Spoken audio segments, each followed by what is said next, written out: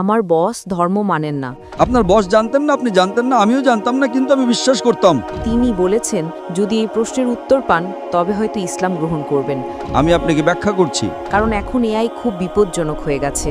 আমার নাম নিসা। আমি আরবি এবং কোরিয়ান ভাষার অনুবাদক। আমি ডক্টর জাকির নায়েককে একটি প্রশ্ন করতে চাই। আমার বস ধর্ম মানেন না, কিন্তু তিনি কিছু প্রশ্নগুলো আমাকে করেছেন। তিনি বলেছেন যদি এই প্রশ্নের উত্তর পান তবে হয়তো ইসলাম গ্রহণ করবেন। আমি উত্তর দিতে পারিনি, তাই ডাক্তার দয়া করে প্রশ্নটি শুনুন। আমার বস বলেছেন কেন কোরআনে কৃত্রিম বুদ্ধিমত্তা, এআই এবং কম্পিউটার প্রযুক্তি সম্পর্কে কিছু বলা হয়নি। কারণ এখন এআই খুব বিপজ্জনক হয়ে গেছে। এটি অনেক কিছু করতে পারে, যে কোনো কিছু সিদ্ধান্তও নিতে পারে।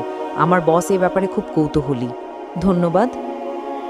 আপনার বসকে বলুন কোরআন কোনো সায়েন্সের বই নয়, SCIENCE। যদি কোরআন সায়েন্সের বই হতো তবে এটি বিশালাকারের হতো।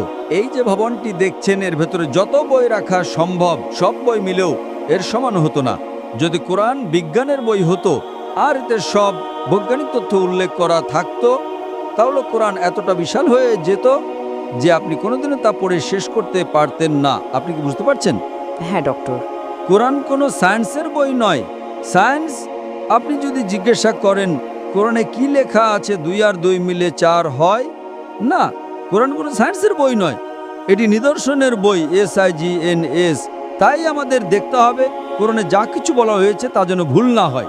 যদি আপনি মনে করেন যে কোরআনের সব কিছুই উল্লেখ থাকা উচিত, তাহলে ভাবুন তো বিজ্ঞানে কত হাজার হাজার PhD আছে, doctor, engineer, heart specialist, brain specialist, এই সব কিছু যদি কোরআনে লেখা হতো আর আপনি তা পড়া শুরু করতেন তাহলে আপনার পুরো জীবনেও তা শেষ করতে পারতেন না। ঠিক না বেঠিক? সুতরাং কোরআনে বিজ্ঞানের সব কিছু উল্লেখ নেই, দয়া করে ভুল বুঝবেন না। কিন্তু কোরআনে যা কিছু বলা হয়েছে তার কোনোটিই ভুল নয়। যদি কোরআনে এমন কোনো বৈজ্ঞানিক তত্ত্ব থাকে যা ভুল প্রমাণিত হয় তবে তা আল্লাহর পক্ষ থেকে হতে পারে না। আর যদি কোরআনে এমন কিছু বলা হয় যা বিজ্ঞান অনেক পরে 200 বা 400 বছর পরে আবিষ্কার করেছে তাহলে সেটাই মুজিজা।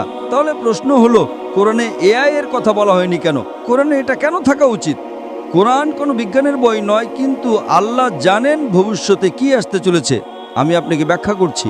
1 নম্বর, মানুষ আমাকে প্রায় জিজ্ঞাসা করত যে ইসলামী শরিয়া অনুযায়ী যদি আপনার কাছে ভিডিও রেকর্ডিং থাকে, যদি কোনো ভিডিও রেকর্ডিং থাকে যে কেউ চুরি করেছে, ইসলাম অনুযায়ী সেটা প্রমাণ নয়, এটাকে প্রাথমিক প্রমাণ হিসেবে ধরা হয় না, এটা দ্বিতীয় প্রমাণ।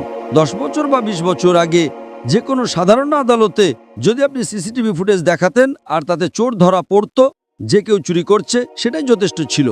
কিন্তু ইসলামে তা নয়, ইসলামে চোখের সাক্ষী প্রয়োজন। তখন মানুষ অবাক হয়ে বলতো এটা কেমন ধর্ম, কোনটা বেশি নির্ভরযোগ্য, প্রত্যক্ষদর্শী নাকি ভিডিও রেকর্ডিং, কোনটা ভালো, ভিডিও রেকর্ডিং ঠিক না ভুল?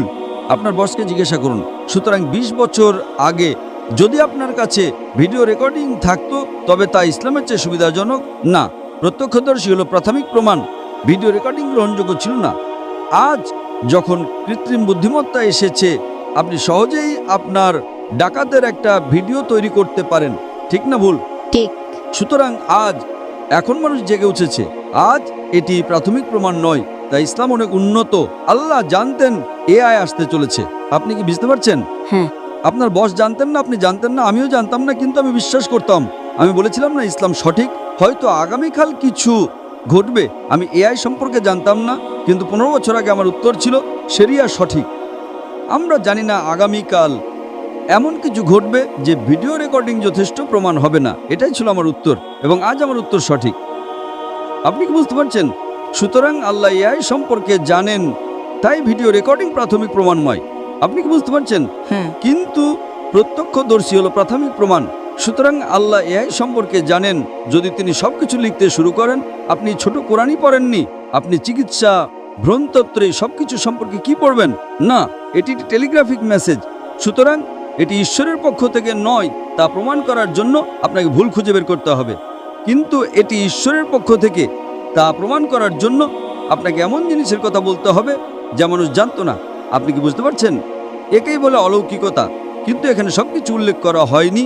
আশা করি এটি উত্তরটি পেয়েছেন। আপনাকে অনেক ধন্যবাদ ডক্টর।